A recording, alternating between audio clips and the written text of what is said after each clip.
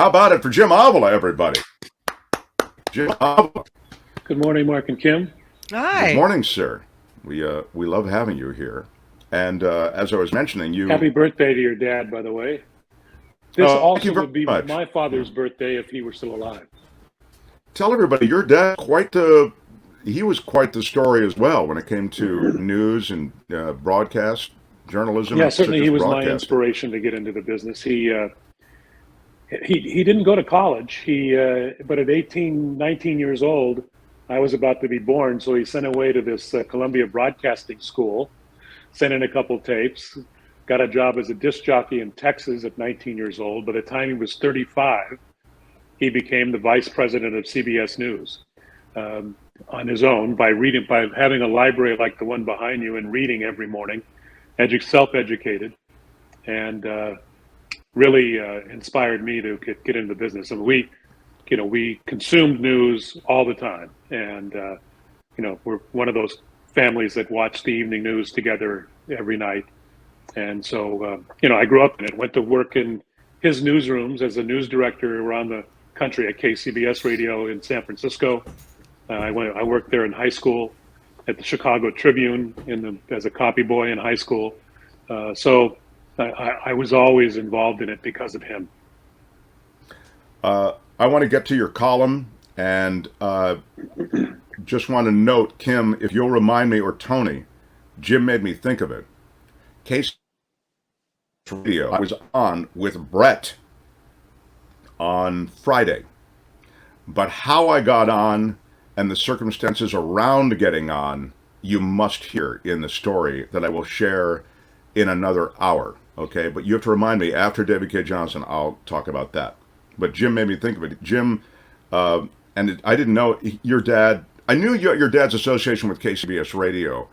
I didn't know until you mentioned this the other day that he had never been to college. I mean, to ascend to the heights that he ran these broadcast facilities. It's amazing that he was able, without a degree, to just to scorch it. He did well. He's the one who actually turned KCBS from a music station to an all-news station as the program director. Wow. And invented pretty much the news wheel, news talk format across the country. He started it at all the Westinghouse stations at the time, which was KFWB in Los Angeles, KYW in Philadelphia, WINS in New York, Sure. and then went on to the CBS stations. Your dad started all that? God. Yeah, he was the programmer who began all that, all news radio. That's really something, man. That redefined the radio news landscape.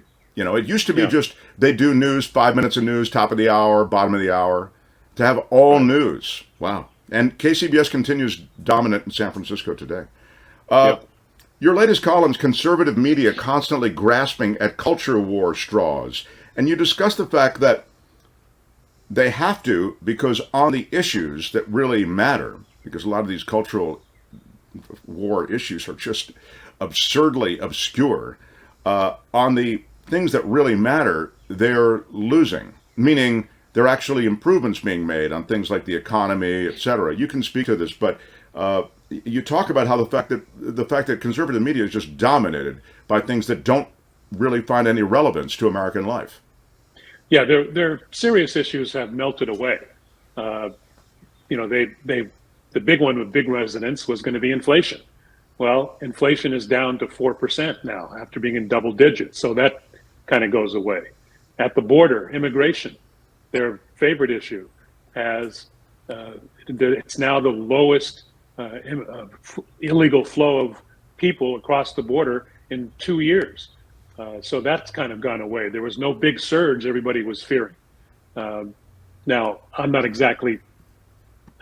in favor of some of the means that Biden is using to make that happen, but it has taken away the issue in large part from the Republicans. Other issues, crime.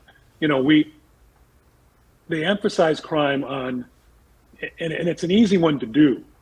Look, in the Chronicle the other day, there was a huge article about some poor women in Oakland being slashed, about 4 of them, if I remember right, 4 senior citizen women. And I've got a friend who lives right off of Jack London Square, who's an older African American woman. And she's scared to death because she read this, and that still resonates. But in fact, the facts are that crime is down 10% across the country. Serious violent crime down. So there are facts to combat these uh, these anecdotal problems that there are. And I don't mean to dismiss them, because it is very serious when it happens in your neighborhood. And it is frightening that it's happening as much as it is. And the homeless problem makes us very nervous, even though most of them are not violent, because they are mentally ill many times, walking by, and they're drug addled, walking by their places, as Tony was describing in San Diego. It makes you frightened. But in reality, that issue has also gone away to a great extent, or can be combated with facts. So what does that leave them with? What does that leave Republicans with? It leaves them with the culture wars. And they're going into the absurd now. Ron DeSantis is Florida, saying that slavery was actually a benefit to slaves. Come on. Okay, there was torture, there was rape, there was beatings, but they learned a skill, so we're all cool with that, right? They're teaching that now to elementary school kids. And then in senior high, they're teaching that the revolutions, the revolts by African Americans, slaves during the time, were actually their fault, and they're the reason for the violence. So, they've gone to these absurd lengths of culture wars, include Bud Light and all that other crap, that really only resonate in their base. And while that's okay, my main point is that that's okay for Fox and it's okay for Newsmax, because when you have 30% of the entire American population on that side, only 30%, if you divide that 30% up among the conservative media, that's enough to survive and, in fact, to thrive, as Fox does. But if you divide that 30% among two candidates, which is pretty much what we have. Yes, we have some fringe candidates, but among the two candidates, 30% is not going to get you anywhere. And in fact, it's going to get you a landslide for your opponent. And that's the problem that they're having. They cannot appeal to the independent and, if there are any left, the moderate Republicans. And without being able to appeal to them, they're in big trouble. There's a huge opinion article today in the Washington Post by Greg Sargent, and I recommend it to you, about how the young voting population is even more skewed to the Democrats and to progressives. That because they've grown up in a world where climate has become dominant in their lives, where gun violence is dominant in their lives, they are over progressive, where abortion is now the right to an abortion is being taken away. 70% of young people believe in abortion at almost every level of pregnancy. And those numbers are growing. The number of voters in 2022, women and young people saved the Democratic Party. And if the Republicans don't figure a way to reach out, they're going to really destroy the Republican Party. The only hope the Republicans have, and we're seeing that in places like Alabama, which you were just talking about, is by restricting who can vote. And so that's where their effort is, because they know they can't appeal to the young demographic. Well, they've said it really, they've been pretty upfront, I think, in recent years. Trump referenced it famously, the fact that if everybody votes, we're going to lose, type thing.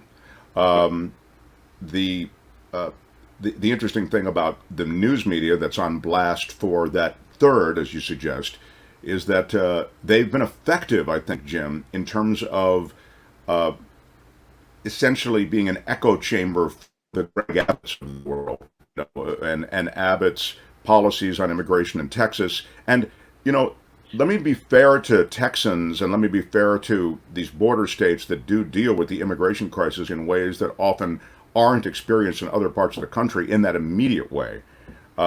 there is a crisis there, and it's a crisis though that's being helped by those lawmakers in those states.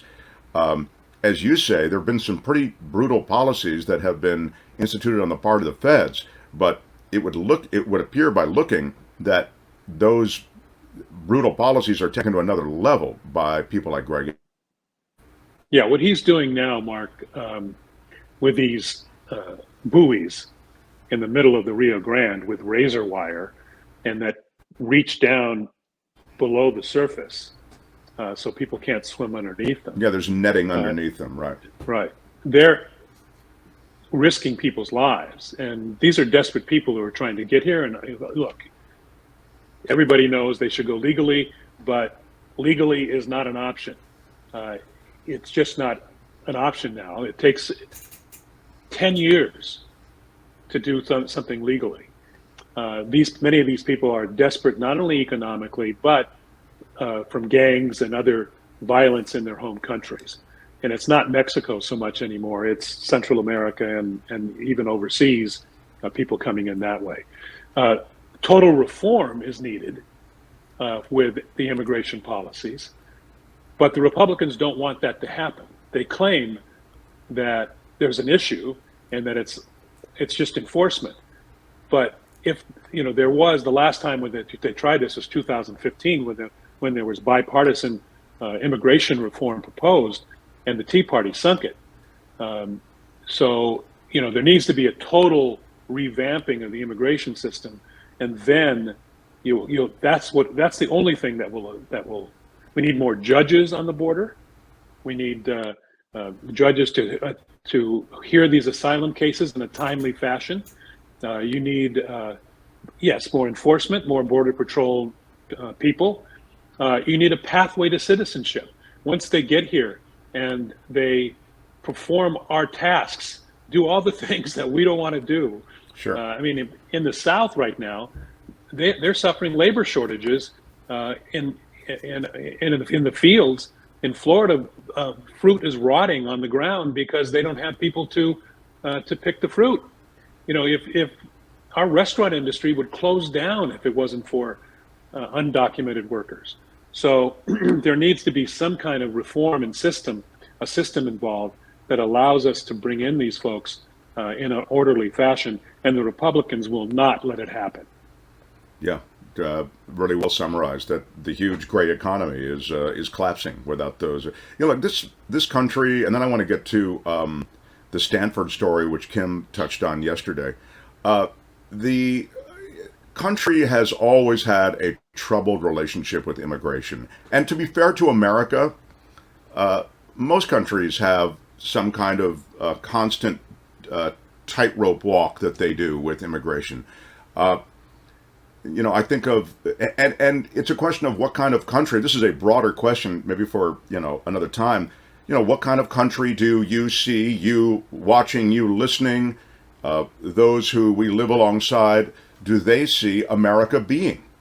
It seems as though we had this problem in World War II. My God, that World War II, they were killing Jews by the millions, and Jews are fleeing, and this is happening now with the climate crisis. People are fleeing. They need to go where there's food. They need to go where there's water. It's survival. In the case of World War II, these Jews fleeing Germany and fleeing death were on a boat, and they were, as you know, turned away from Cuba, turned away from America. There were only less than 1,000 of them, and they were turned away, sent back to Germany, where they were killed.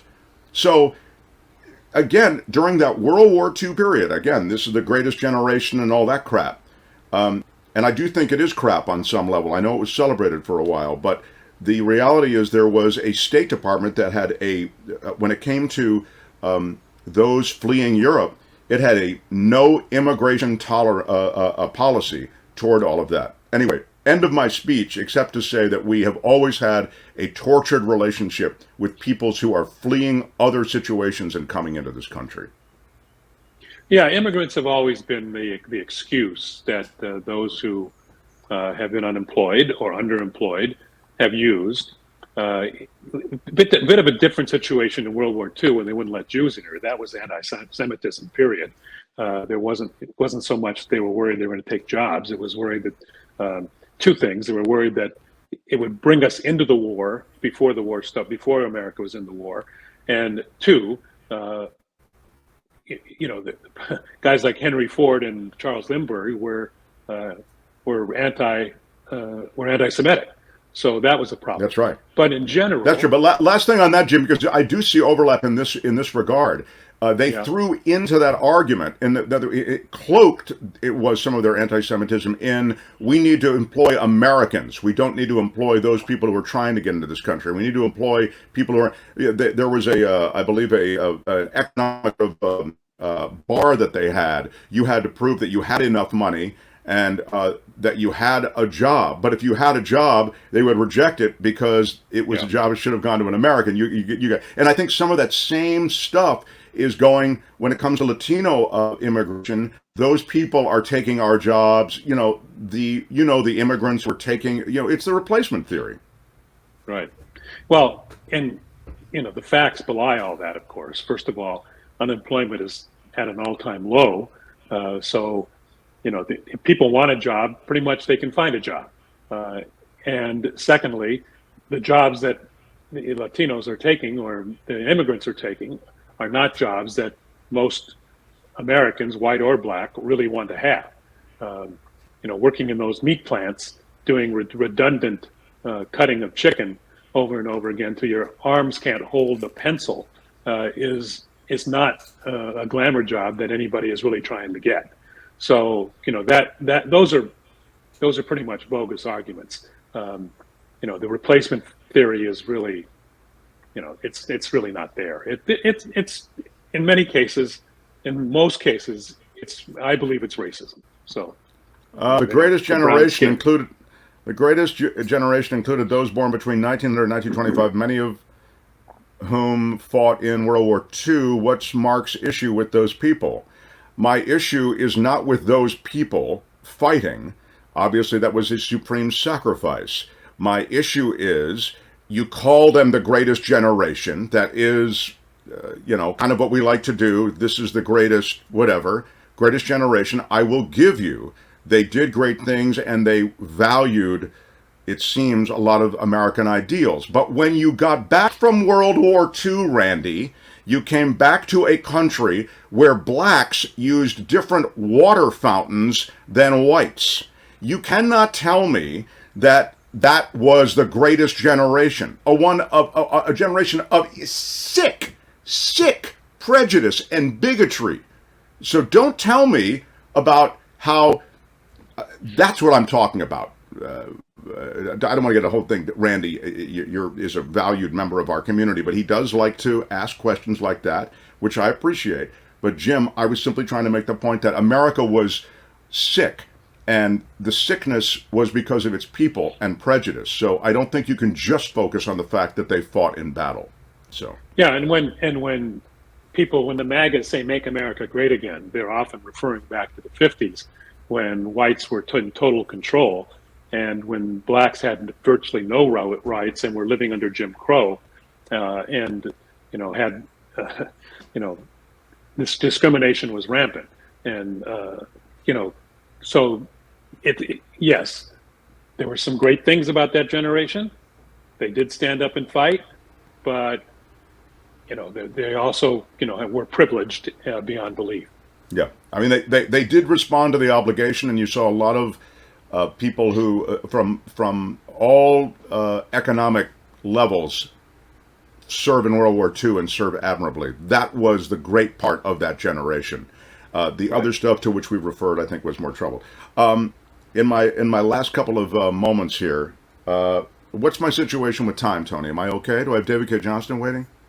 Yeah, I do. David's so I've got to wrap up. All right, so I want to recommend Jim's piece again on media and politics. It's in Barrett News Media. There it is. Conservative media constantly grasping at culture war straws.